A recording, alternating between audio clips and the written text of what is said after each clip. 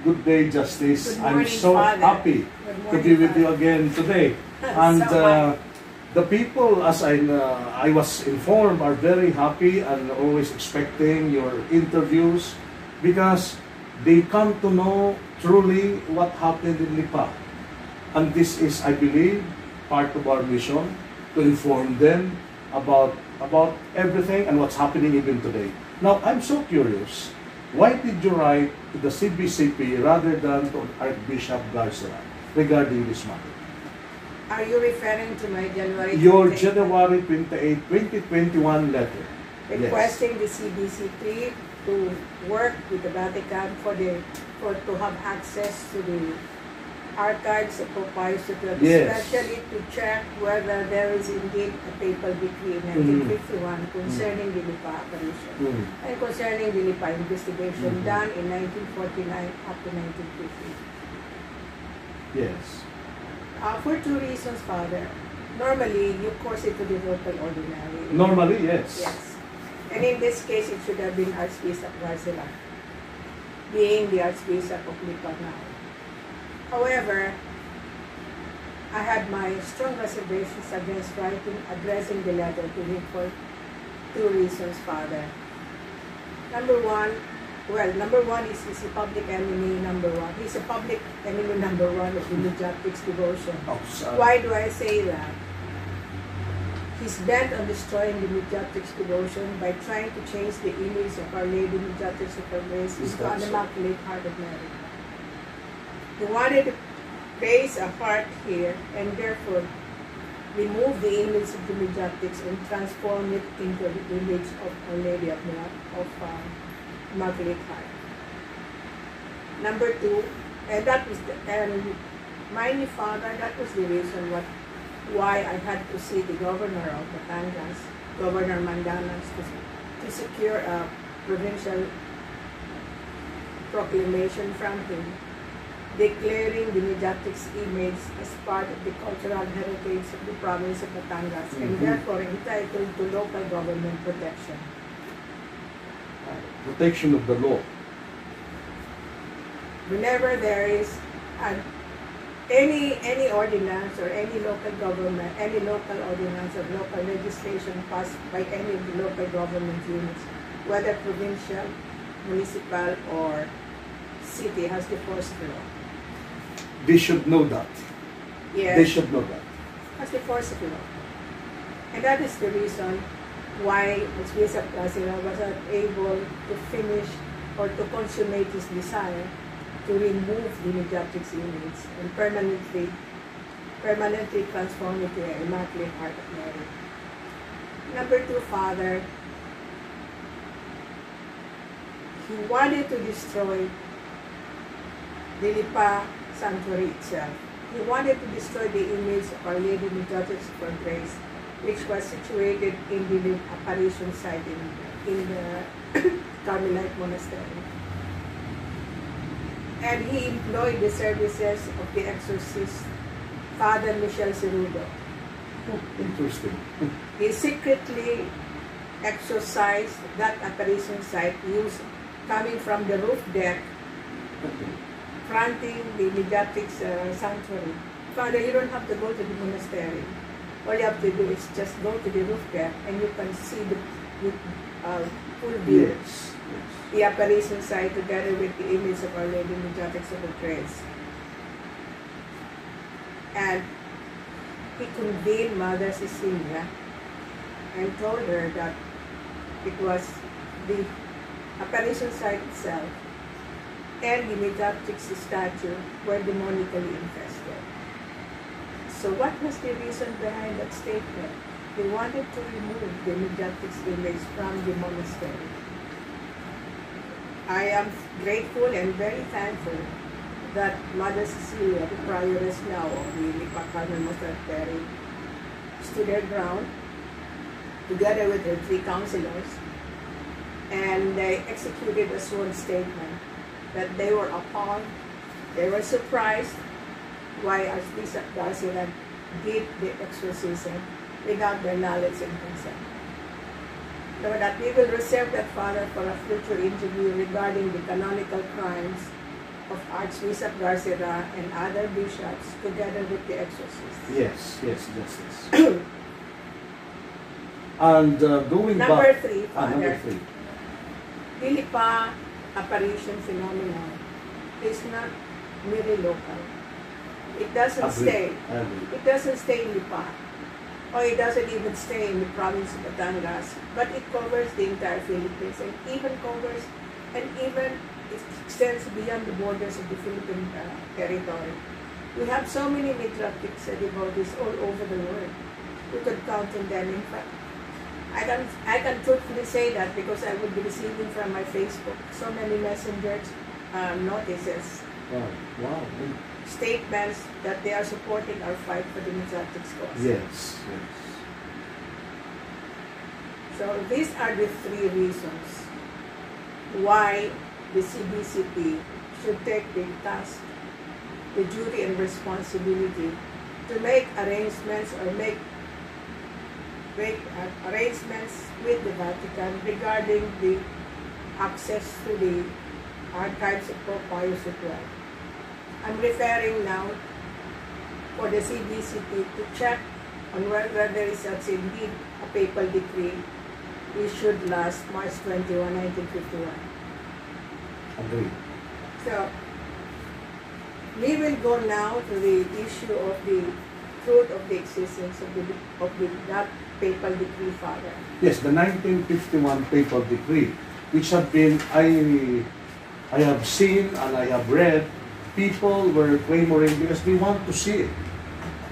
Now, we want to hear from you, Justice, why there is a need for us really to see that decree, the 1951 decree signed by Pope Pius XII. Father, it is very important that today the Mediatrix devotees should know whether that papal decree truly exists or not. It involves our faith in the Mediatrix, it involves our devotion to the Mediatrix. And there has been some confusion with respect to that because we've been accused, we Mediatrix devotees have been accused of being heretics or idolaters. Idolaters? Oh yes, Father. Yes, yeah. I will reserve that for another talk with you regarding the canonical crimes of these exorcists. Okay. In trying to destroy our devotion to the Mediatrix. Yes. What is the... Did you get to study very well, Father, the sequence of events, the sequence of the events of the issuance of the papal decree as well as of the issuance of the diocesan decree? Yes. The papal decree was ahead. March 29, 1951. That's said, yes. And then the diocesan decree was later, much later, April 6, the first, without the signature of Monsignor Bagnozzi, and another April 11 with the signature of Monsignor Bagnozzi. Now, normally, you don't, it should be the other way around. The Vatican merely confirms or affirms or denies the recommendation of the local ordinary with respect to the existence of any phenomenon or apparition which occurs within his own diocese. Correct. And in this case, why was it ahead? My questions now are these. If truly the papal decree was issued last March 29, 1951 by the late Pope Pius XII, what was the basis for that papal decree? Number one.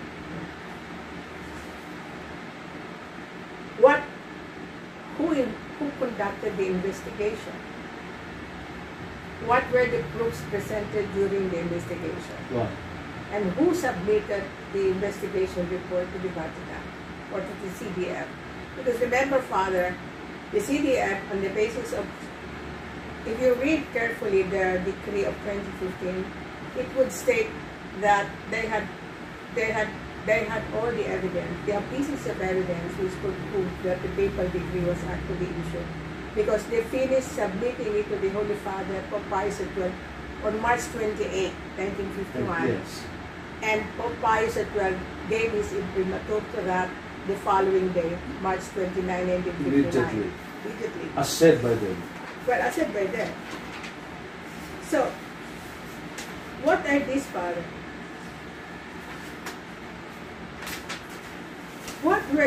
I am curious, Father, being a lawyer and being a former judge in justice like that, I am very interested in coming out with a decision that is supported by, or a verdict that is, any kind of verdict or decision must be supported by proofs. It cannot be otherwise. Otherwise, it will be very flawed, and it will be attacked as prejudgment. In other words, there is no basis for making the decision, yet the decision was made. So there is no moral or legal support or canonical support whatsoever for the decision rendered without any presentation of proof. Agree. Strongly agree, Justice. Okay.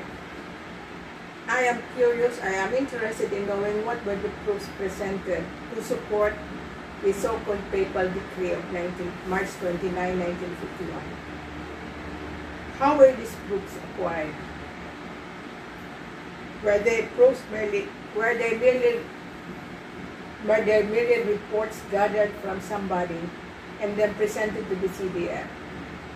Was there any investigation conducted? And number 3,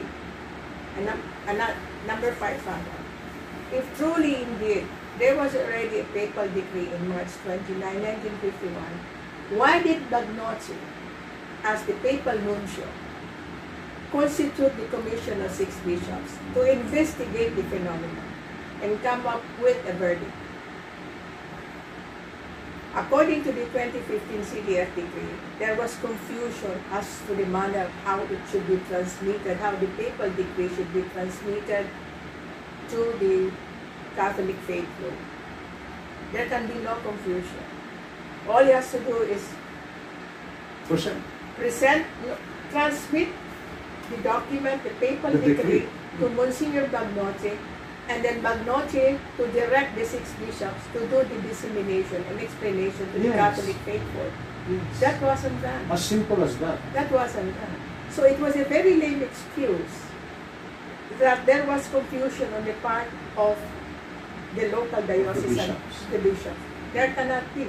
Because even in the decree itself of the late Cardinal Santos, who was then the Lipa Apostolic Administrator, he said, when he banned the public veneration of the Our Lady Majority of All Grace, when he banned the distribution of the petals, when he banned even any documents concerning the Lipa apparition, what did he say in his caveat?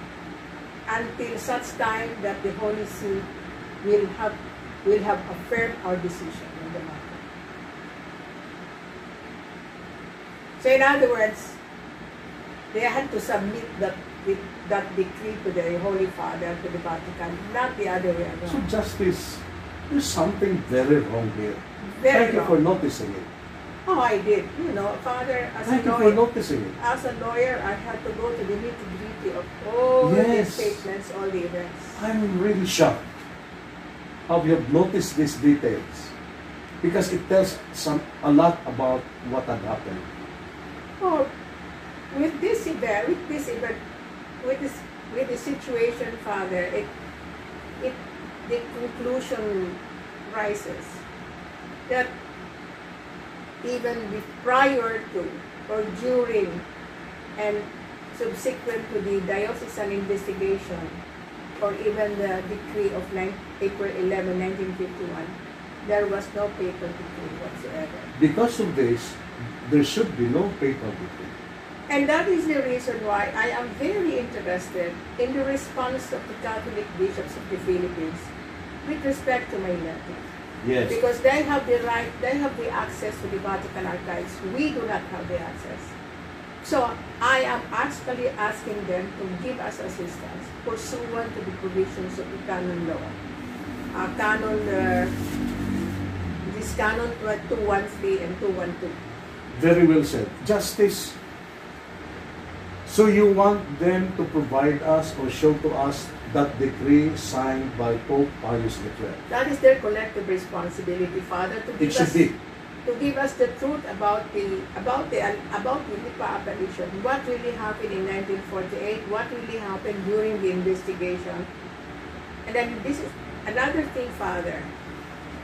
I also noticed, because with the appearance of the Blast Journal, we could ask the Holy Father for a re-investigation of the Lipa apparition in 1948. Correct. And under Canon 1644, it is advisable on the following ground. Number one is that to correct an injustice done to Sister Teresina Castillo, Mother Cecilia, and to us Beatrix devotees by banning the devotion. At that time, the devotion was banned because the apparition means a devotion. So it took some time before the apparition before the devotion was revived. For many years, the devotion was lost. And that's why the faithful lost their interest in the mediatrix of all grace, because they believed by blind obedience the verdict of some bishops here in the Philippines. This is a big work if you are asking them to provide you that 1951 decree of the big They have no choice, Father. As our guardian of both faith and morals, they have to prove their moral ascendancy to us faithful by proclaiming the truth about it. They cannot hide it. Yeah. Can I ask a speculative question? Sure. Okay. Now, knowing and seeing what's happening today about this mediatrix devotion, do you think, just you can answer it freely or not, no? Do you think they can provide us with that papal nuncio decree? Father, they are obligated, morally bound to do that. Canon 212 and Canon 213 of the Code of Canon Law prescribe that directive, that duty and obligation on the part of the bishops to give us assistance and to render assistance whatever need we have. No. I am asking them for this spiritual matter. Now, if they refuse, they ignore, then I have my recourse. Canon 2. What is your recourse? Canon 221, which is of the Code of Canon Law, authorizes any faithful to complain, to make a legitimate complaint with the ecclesiastical authority regarding the obstinate refusal of the bishops to fulfill their duty to us faithful, and to give us, to really show us the truth of the apparition, the truth of the papal decree in 1951. So what does it say? Let me just read to you, Father, Canon 221. The Christian faithful can legitimately defend the rights which they possess in the church in the competent ecclesiastical form according to the norm of law. Meaning, I can go to the prefect for the congregation of the clergy and the bishops and complain to them their obstinate refusal of the Catholic bishops in the Philippines to pursue the truth regarding the apparition of Lipa, regarding the issue of apparition or in Lipa in 1948. They have the duty to proclaim the truth. It cannot be otherwise. Otherwise, if they refuse to give us the truth, then they have no moral basis or ascendancy to teach us what is faith, what is moral, and what is not. Thank you for clarifying it, Justice. After some time, I will clarify some questions regarding this matter. Justice. So you are telling me another one? Excuse me, Father, I'm referring to my notes. Yeah, go ahead, please. Because I got these notes culled from all the documents that I studied. And earlier, I said about Canon 1644. Yes. Which is the principle of restoration of the status quo prior to the negative verdict of the Lipa in 1951. And what is this principle? It's called restitutio in interregnum, meaning because of the forced proofs that were presented, because there was malice in arriving at the verdict, and then because of new facts that emerged, And what are these facts? These are the facts contained in the Plus Journal. And there's need, therefore, to revisit the old verdict of 1951. It is very important, Father, to refer to the Blas Journal, which the bishops are very hesitant to even look into, despite the letter of Bishop Batacoro. Why? Because what were the findings of Father Angel de Blas as contained in his journal? Number one, that the late Sister Teresita Castillo, we call her Sister Teresina, belongs to the category of visionaries. So he was not an impostor. Number two, she was a morally upright and impeccable person. No guile or any pretense in her. Remember, Father, that Angel de Blas thoroughly investigated Teresita Castillo. And therefore, he is an authority. Being a psychologist, he has every right, he has the authority to declare whether the person is competent enough, whether the person is saying the truth, whether the person is lying through her teeth, whether the person is pretending to be somebody when she is not. So number three, the reason why, this is very important also because of what happened even before the investigation started with Father Angel de Blas. Sister Teresita Castillo was brought to the hospital, allegedly for some ailment. Okay. And in fact, it is not, she did not suffer from any ailment. And this is the finding of Father Angel de Blas. The third finding, Teresita Castillo was free from any mental disorder. Yeah, it's a big claim. Either of hallucinations or delusions of grandeur. So what happens now to the prior verdict, especially the CBCP 2015 decree, wherein both the late Mother Cecilia Cells. You are referring to the Vatican decree? Vatican decree 2015, December 11, 2015. Yes. It stated there that the late prioress, Mother Cecilia Cialcita, and even Sister Teresina did not have the moral uprightness. This is belied by the Blas Journal, and that is the reason why it is very important to see the papal decree of 1959. What were the findings there? So we could study it in the light of the new facts that emerged subsequent to the 1951 decree, whether it was diocesan or it was papal. No. This is not, we are not only concerned with the contents of the Blas Journal, we're also concerned with the documents, with the proofs that were gathered by the court. Remember the Commission on Research and Development established by Archbishop Arguelles in 2009, and they came up with a report in 2010, which was approved by the late Cardinal Vidal. Yes. So they also have so many documents, so many testimonies attesting to the truth or the fact of the authenticity or genuine authenticity of the people involved in the investigation, meaning the genuineness of their statements. We are referring now to the late Mother Cecilia Cells.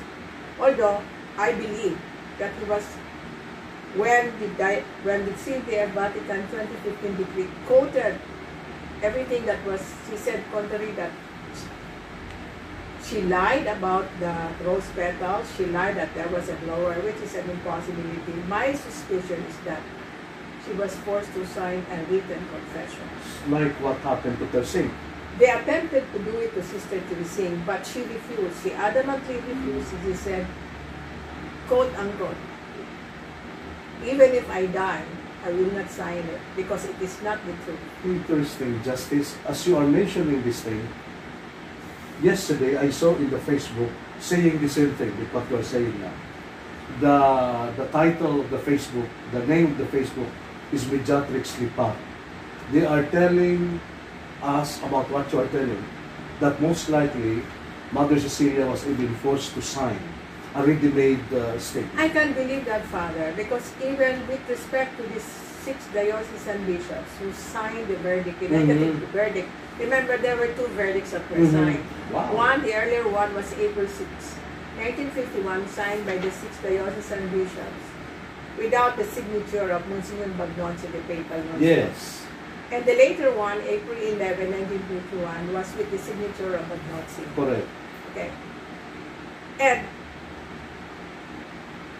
two of the bishops confessed that they were forced or coerced into signing the verdict. And interestingly, Father, was going over the documents of Sister Bernadette of the Lipa Carmel Monastery, which she executed. She gave a statement on December 8, 1991. Wow. And she accused, and in one of her statements, the late Bishop Cesar Guerrero visited the Lipa Carmel Monastery and intimated to the sisters that she was forced to sign that negative verdict in 1951 under threat of excommunication. So that was coercion. There was coercion. Okay. So there was coercion. So when we talk about the papal decree, which now we don't have any proof that it exists, and on assuming that in the absence of any proof, we can assume that it doesn't exist. Let them prove that it exists, and let them show us a copy of the papal decree. And that's what I am asking this to furnish us, so we can study the papal decree. So clear, very clear. And then number 2, Father, under Canon 125, any decision reached or any statement reached as a product of coercion, force, duress, or threats is null and void.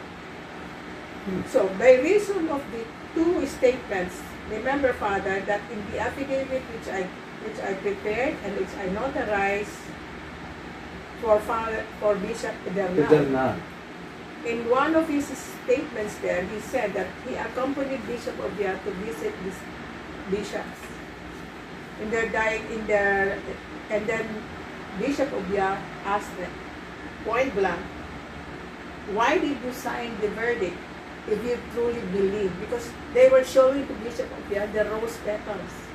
I'm talking about Cesar Guerrero, Bishop Cesar Guerrero, and one season.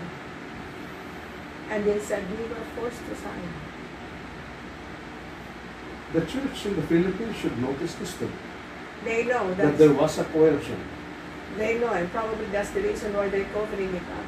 Because this is the puzzling statement of Cardinal Rosales. In one of his public statements, he said, the papal decree was never released to the faithful in order to protect the reputation of some church officials and sisters of the Lipa Carmel sisters. If that were true, why did the Vatican 2015 CDF decree denigrate? Why did it denigrate the moral character of both Mother Cecilia Calcita and Sister Teresina Castillo? So what was said by Rosales is not true. It's not true, Father. And then, what did he mean by wanting to protect the reputation of church officials? Was he referring to those who employed threat, duress, coercion, on the 6th bishop to come out with the negative verdict in 1951? Was he referring to these people? Who were responsible for making all these threats? Was it Bagnozzi? Remember, Father, that after the verdict was rendered in April 11, 1951, the Commission ordered the Lipa Carmel sisters to destroy anything that is related to the Lipa apparition. Yes. They even wanted the sisters to chop into bits and pieces the original image of Our Lady Mediatrix of Grace. Yes, yes. As shared also to me by some sisters about destroying all those testimonies, petals, and everything associated with the Mediatrix. I gather this from the timeline established during the canonization process of the late Bishop Berzosa. The servant of God. These were yung timeline nila. they prepared the postulator, I think we call it the Postulator, yeah. prepared the timeline without omitting the fact that Bishop Bersosa was a believer in the apparition of Lipa. Yes. And it never detracted from his holiness and being called eventually the servant of God. Tama. Agree, Justice. Tama po. Correct. Now,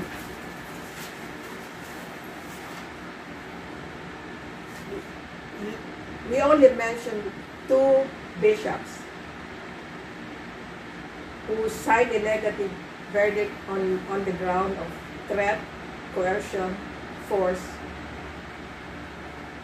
Let us discuss now the role of Cardinal Rosales. I mean the role of Rufino Santos. Yes, please. The apostolic administrator at the time. Was he also coerced or pressured into signing the verdict? Because according to I met with the 2 nieces 3 years ago. I met with the 2 nieces of the late Cardinal Santos at the Cardinal's residence in Quezon City. I was accompanied by brother Carmelo Cortez. Okay. And he was the one who arranged the meeting between me and the 2 nieces. And according to the 2 nieces, their uncle, Cardinal Santos, was a firm believer of the apparition of Lipa.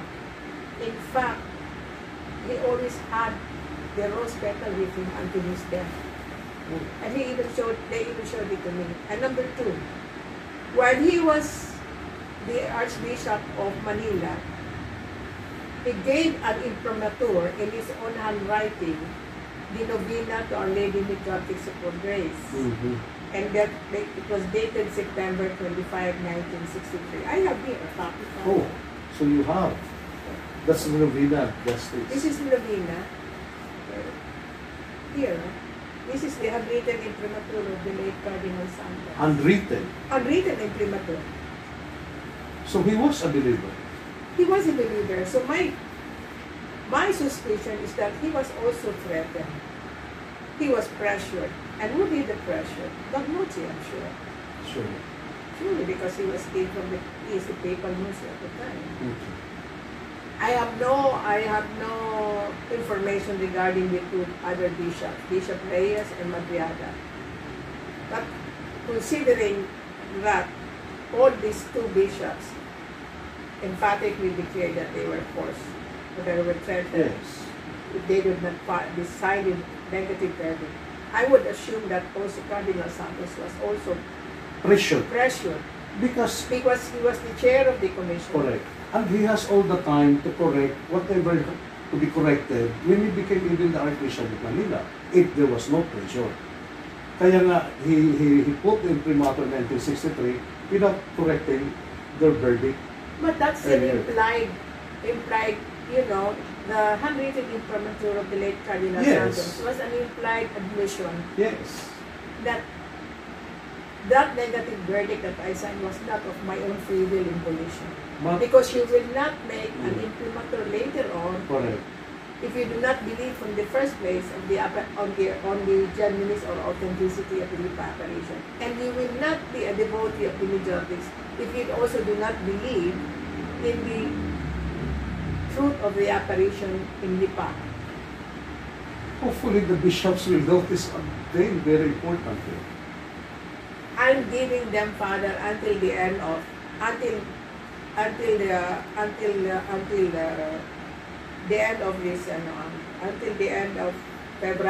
the end of March or May, when we after Easter Sunday, Father. If they do make any move, if they continue to ignore my letter, then I will file an official complaint against them with the sacred congregation of the Clergyman Bishops.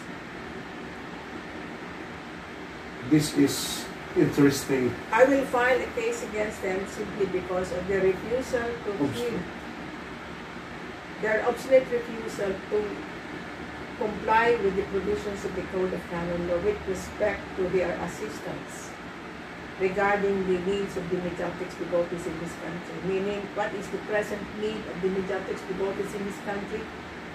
The production of the papal decree of 1951. Wow. Thank you, Justice. Justice, I'm enlightened with what you are saying. Now, Justice, how about if There's no such thing as papal decree. There's no proof. What will be the effect? The effect is the CDF decree of December 11, 2015 is null and void because it is premised on the existence of the papal decree of 1951. Horrible. Explain some further.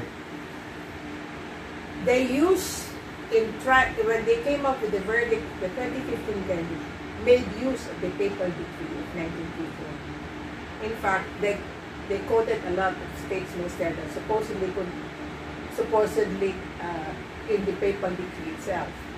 However, that's the reason why in one of my letters to the CBCP, even to Archbishop Valens, I hear in my letter, in my January 28 letter,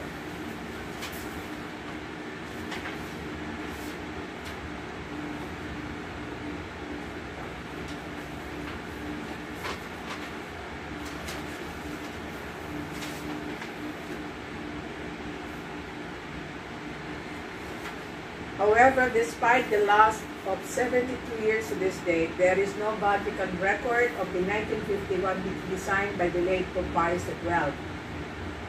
We, the mediatics devotees, are very skeptical of the truth of its existence, since neither the Vatican nor the CBCP in this country has ever produced a copy of such decree.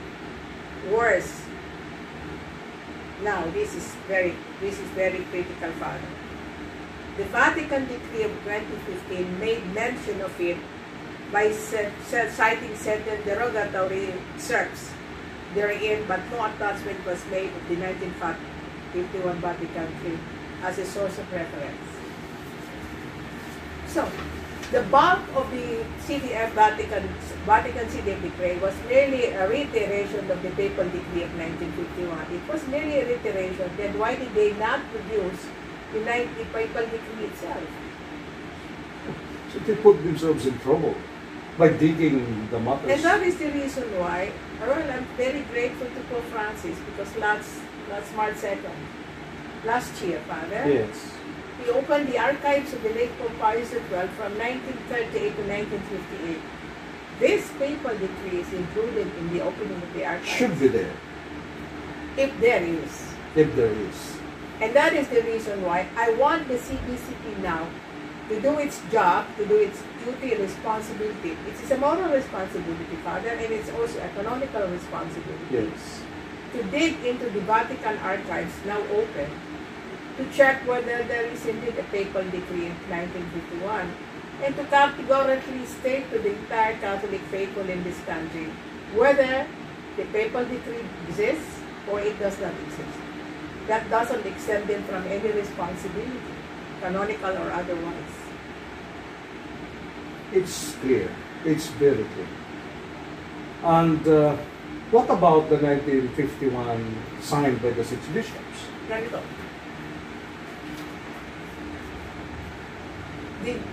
The diocesan decree of 1951 can exist independently on its own, Father. Okay. However, since it is flawed, because there was coercion duress employed on the bishops to sign the negative decree, and therefore it is also null and void according to Canon 125, the Code of Canon Law. Anything that is a product of coercion, product of force, product of threats, intimidation is null and void because there is no freedom of consent. Justice, what a mess. It is a mess. Freedom of consent. What a mess. Okay, even assuming that there was no coercion, duress or threats employed on the 6 diocesan bishops, but it is still null and void. Why? Because of the subsequent Alguelles decree of September 12, 2015, saying, is also a local ordinary, saying that indeed the apparition in 1948 is true and authentic. Wow. So either way, they're all backs in, Father. They are backs in. They cannot escape responsibility from answering all these questions. You really have the reason to tell the Catholic bishops in the Philippines to consider this thing. Not only the Catholic bishops, but the Catholic world should know about this. Yes. It has to do with faith and morals. Did you receive any response from the CBCP? Not yet. That's why I'm giving them until after Easter season.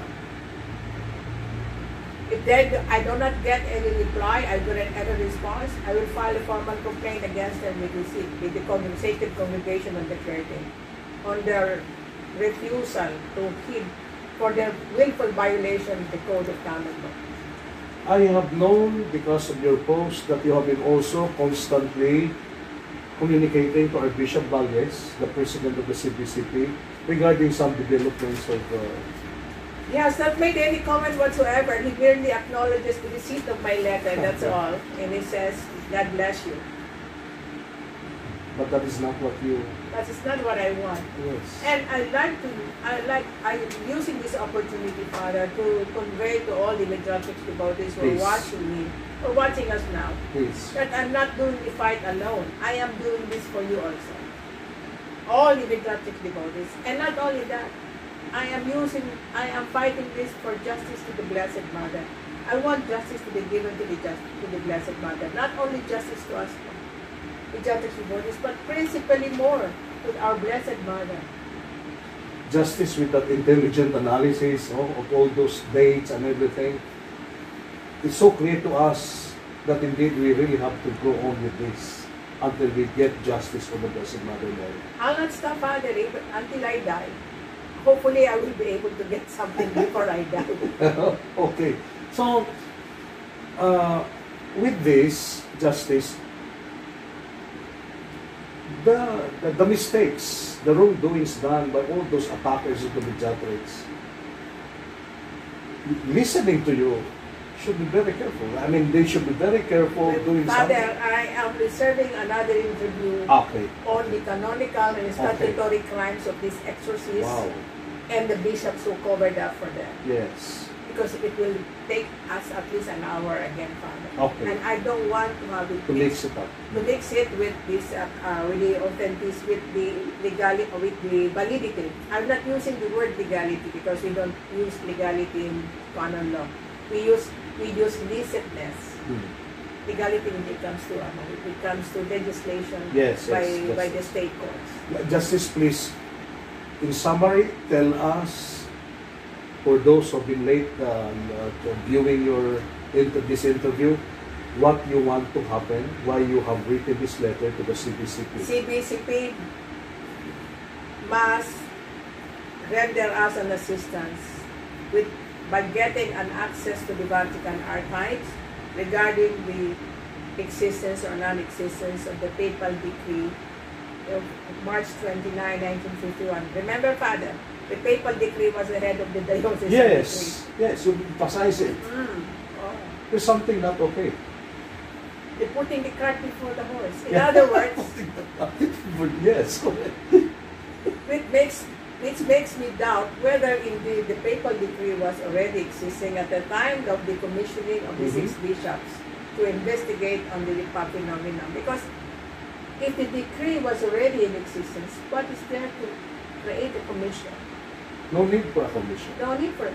However, under the Code of Canon Law, the Vatican cannot just make a verdict without referring to the local ordinary's recommendation. So therefore, you put the cart before the horse, it's not valid. And what they did to Versosa? Well, they banished Versosa, they banished Obiar. Because there were Bishop Obiar personally witnessed the shower of the petals when he blessed the apparition sign. Yes. Bishop Versosa truly believed in the apparition, and because of their belief, I remember about, let me just refresh your memory, Father. It was the late Bishop Versosa who appointed Father Blas to be the investigator, because as a local ordinary, he actually formed a commission to investigate on the phenomenon. Yes. Before Bagnozzi took over, before Monsignor Rufino Santos took over. So there were immediately these two good bishops, banished, one to Ilocos Sur, the other one to Lucena, Quezon. Correct. Oh. So that's one of the summary that you have to tell us. The other thing that you want to tell us, why you have written this letter to the CBCP? Give us the truth. Give us the truth. You have no reason to hide the truth. The truth had been suppressed for the last 72 years. You cannot make an excuse that your predecessors had already made a decision. That is not a correct argument. Because under the Code of Canon Law 1644, you can still appeal for a reinvestigation on the basis of the Blast Journal. And number 3, on the basis of the pronouncement of the Holy Father, Pope Francis, that access should be given now to the archives of Pope Pius XII from 1938 to 1958. And therefore, Cardinal Rosales' statement that there is a need for secrecy to protect the reputation of some people involved no longer holds true, because no less than the Holy Father made a pronouncement, let the truth come out, never mind about the reputation. Wala nang choices na natitira para sa ating mga obispo but to face this reality. And they think they can ignore it by just keeping quiet. I'm going to take an unprecedented move by filing a case against all of them, the Sacred Congregation on the clergy and bishops for their adamant refusal to comply with their solemn duties as required of them under the Code of Canon Law. Very well said. Very well said. They cannot exercise their discretion here. The Code of Canon Law has to remove their discretion on their part. What was given by the Canon Law to them was duty and responsibility, not discretion. Wow. It's duty. Justice, please invite again all the Mediatrix devotees to be with us, because truth is appearing. Dear fellow Mediatrix devotees, we have reached a critical stage wherein now we are fighting for the truth to emerge. This is now the moment for the truth to come out. As what Cardinal Vidal told me many years ago, before Bishop Bersosa and Bishop Obiar were declared to be venerable. One was a servant of God, and Bishop Obiar was declared to be venerable because at that time, the cause for their sainthood was still in the process in Vatican, and Cardinal Vidal was very, very active in supporting that cause, especially the cause of Bishop Obiar.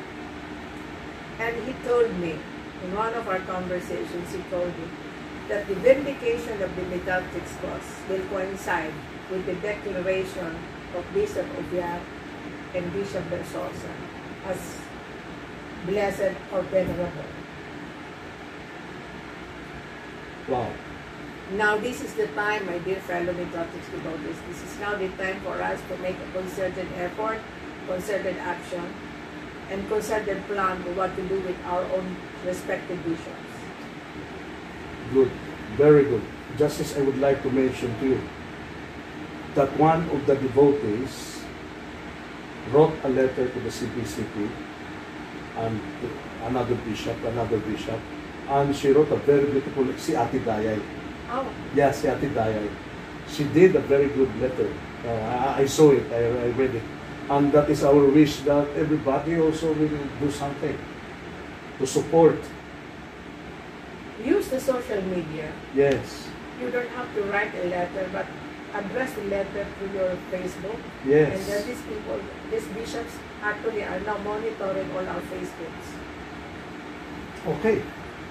Thank you very much for today, Justice, and I'm well enlightened about all the facts given. Thank you again.